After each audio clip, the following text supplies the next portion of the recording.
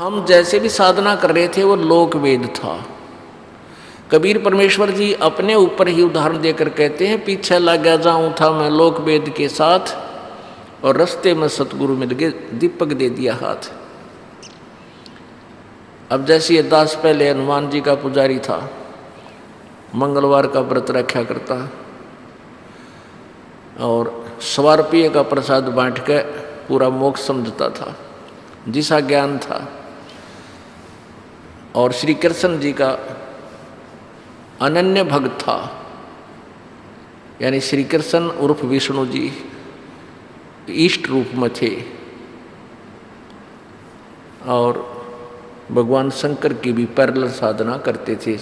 हृदय में जगह पूरी थी, ऐसे ही बहुत उनके प्रति श्रद्धा थी, लेकिन मुख्य रूप में विष्णु जी की उपासना हम करते थे। गीता जी को भी एक बहुत अच्छा शास्त्र और उसका पाठ भी करते थे। ये पुराणों को, शिव पुराण को, विष्णु पुराण जी को, पुराण को जिसा भी समय मिलता था इसको भी पढ़ा करते थे, लेकिन समझ में कुछ नहीं आया करता। क्यों नहीं आता था? क्योंकि हमारा वो मोतिया बिंद था, हमें ज्ञान रूपी आंखें नहीं थी हमारे। तो ऐसे जो साधना हम कर रहे थे, बाबा श्याम जी के भी पूजा करते थे क्योंकि वो परंपरागत थी, और भी कोई किसी देव की कहीं चर्चा होती थी वो भी अच्छी लगती थी, क्योंकि हमें चाह थी भगवान की। तो जब परमात्मा कहते हैं कि पीछे लग गया जाऊं था मैं लोक वेद के साथ, लोक वेद होता सुना सुनाई बात पर वह सच्ची ना हो, दंत कथा, अक्षेत्रीय ज्ञान।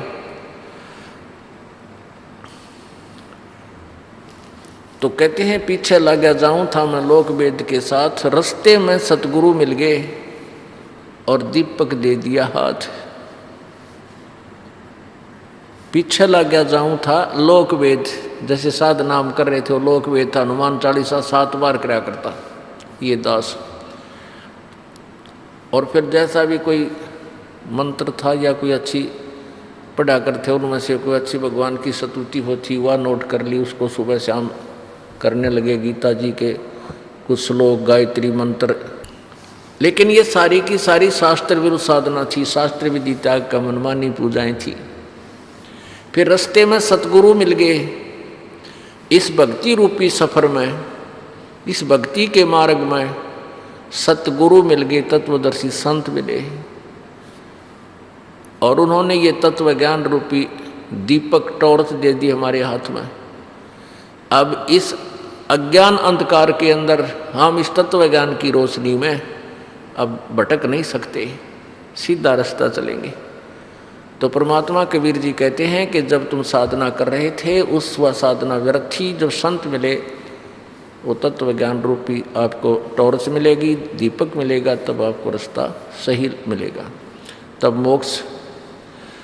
मोक्ष मार्ग आपके पास होगा। फिर चलना आपने है, कितना सफर तय करोगे।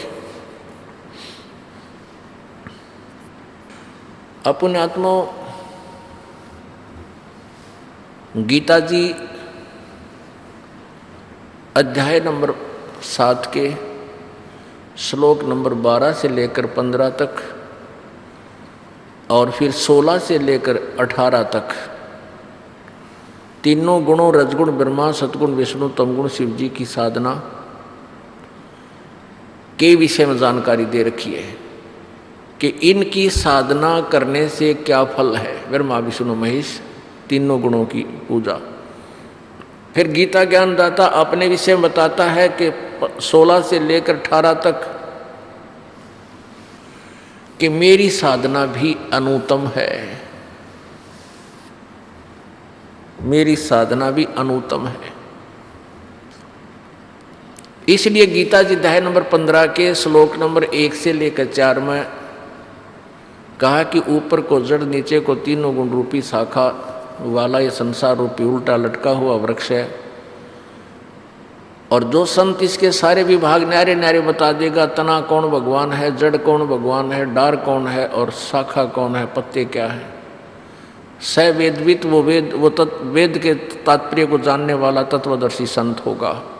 और उस तत्वदर्शी संत से ज्ञान प्राप्त करके के पश्चात यानी इस अज्ञान रूपी गुत्थी को उस तत्व ज्ञान रूपी शस्त्र से काट के अर्थात इससे समझ के उसके पश्चात उस परम पद परमेश्वर की खोज करनी चाहिए। परमेश्वर के उस परम पद की खोज करनी चाहिए, जहाँ जाने के बाद ये प्राणी कभी लौट कर संसार में नहीं आते। गीता जी अध्याय नंबर 18 के श्लोक नंबर 62 में कहा कि अर्जुन तू सर्वभाव से उस परमेश्वर की शरण में जा, यानी गीता ज्ञान दाता से कोई और पूर्ण परमात्मा परम अक्षर ब्रह्म है, वो परमेश्वर है। उस परमेश्वर की शरण में जा जिसकी कृपा से तू परम शांति और सनातन परम धाम को प्राप्त होगा। सर्वभाव से उसकी शरण में जा, कंप्लीटली, यानी और किसी देव में आस्था मत रखना। अब गीता जी अध्याय नंबर 4 के श्लोक नंबर 5 में और 9 में गीता ज्ञानदाता कहता है कि अर्जुन तेरे और मेरे बहुत जन्म हो चुके हैं, तू नहीं जानता मैं जानता हूँ। इसी से था कि गीता ज्ञान देने वाला वो ब्रह्म श्री कृष्ण जी में प्रवेश करके वो काल बोल रहा है कि मैं भी नासवान हूँ और तू भी नासवान है, अविनाशी नहीं है ब्रह्म। और अभी तक जो ये ऋषि महर्षि थे ये ब्रह्म से ऊपर किसी प्रभु को नहीं जानते थे, इन्हें सपने में भी नहीं पता था। वो कह देते थे वेदों में पढ़ा कर परब्रह्म और अक्षर ब्रह्म परम अक्षर ब्रह्म, लेकिन इनकी सुई इस काल भगवान से ऊपर नहीं गई और इन्होंने वेदों से निष्कर्ष निकाल करके एक ओम मंत्र सिलेक्ट कर लिया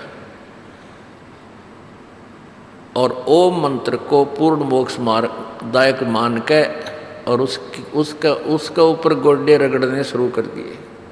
अब परमात्मा कहते हैं नौमन सूत उलझिया, ये ऋषि रहे झकमार और सतगुरु ऐसा सुलझा दे उलझ जाए ना दूजी बार। अब ये ज्ञान अभी तक ऐसा उलझ रहा था जैसे नौमन सूत उलझ जा करे। 1 किलो सूत उलझ जावा बहुत कठिन हो जाता है, सारा दिन नहीं सुलझ 20 आदमियों पे जब वो उलझ जाते हैं। अरे न तो कति भट्ठा बैठा रखा भक्ति बार का ऋषि में ऋषि ने कहेगा ज्ञान नहीं था, उल्टी उल्टी साधना अपने अपने ज्ञान है कि तो तीर्थों की महिमा गा दी, कि तो मंदिरों की महिमा गा दी, कि तो फलाने देवता की पूजा करने से ये लाभ हो जाता है। ईसा उलझा रखा था क्योंकि भी सूतमान की बात नहीं थी। कबीर परमेश्वर जी आज से 600 वर्ष पहले सुलझा कर दर गए थे, वो हमने छेड़ा को नहीं, वो सुलझा हुआ था मैंने गलत लग गया, ये उलझे हुए में टक्कर मारेंगे। इन औरों से द्वारा उलझा हुआ ज्ञान उसको हम ग्रहण करते रहे और हम भी उलझ गए। पुण्यात्मा, अभी तक हम सत्संग सुना करते थे, कोई चेतावनी की कहीं पर चेतावनी की वाणी सुनाई जाती थी, कोई कथाएं सुनाई जाती थी, तो हमें अच्छी लगती थी। और आत्मा परमात्मा को चाहती है, उसको ये भगवान की चर्चा से किसी से तो सुना दे, उसने बढ़िया लग गया करे। उसको तो मालिक की चर्चा सुनने की उसका स्वभाव है, लेकिन उस चर्चा से लाभ क्या होगा जिसमें रास्ता का नहीं बेरा, जिसमें मार्ग ही नहीं हो, तो उस महिमा तो गा दी सुना दी, रास्ता मिला नहीं। किसी ने गुण तो बता दिए कि भाई ऐसे रोग है तो उसका ये इलाज है, ये दवाई लेनी चाहिए, नहीं तो ऐसा हो जाता है ऐसा हो जाता है, और औषधि गलत है, तो उस ज्ञान से भी कोई लाभ नहीं। तो अब आपको वो ज्ञान भी सही मिलेगा और समाधान भी पूरा होगा, आपका मोक्ष होगा। तो सबसे पहले हमने अपने मन को, इस काल के एजेंट को चारों तरफ से कंडम करना पड़ेगा। ये बीच में डगमग ना कर दे भक्ति मार्ग में। उस कंडम करने के लिए, इसको सेट करने के लिए अपने ज्ञान को सुचारू करना पड़ेगा। गीता जी अध्याय नंबर 2 के श्लोक नंबर 53 में लिखा है कि अर्जुन के जिस समय तेरी बुद्धि भिन्न भिन्न प्रकार के भ्रमित करने वाले वचनों से हटके एक परमात्म तत्व के ज्ञान पर, तत्व ज्ञान के ऊपर सेट हो जाएगी, एक ज्ञान पर टिक जाएगा तो तत्व ज्ञान पर, तब तो तू भगत बनेगा, तब तो तू योग को प्राप्त होगा। योग माने भक्ति साधना, तब तो तू साधक बनेगा, तुझे योग प्राप्त होगा। न सोच ले तब तो तू भक्ति के योग बना। तो पुण्यात्माओं, जब तक हमें तत्व ज्ञान नहीं है, हमें कोई भी ये हमारा इंडोला बना रखा था इन संतों ने। कोई कुछ मंत्र दे रहा है, कोई कुछ साधना बता रहा है, कोई कुछ है, और कोई कैसा ज्ञान दे रहा है, कोई किसी को भगवान बतावा है, कोई कुछ साधना से मोक्ष मान रहा है। तो इन्होंने हमें भ्रमित कर रखा था। तो सब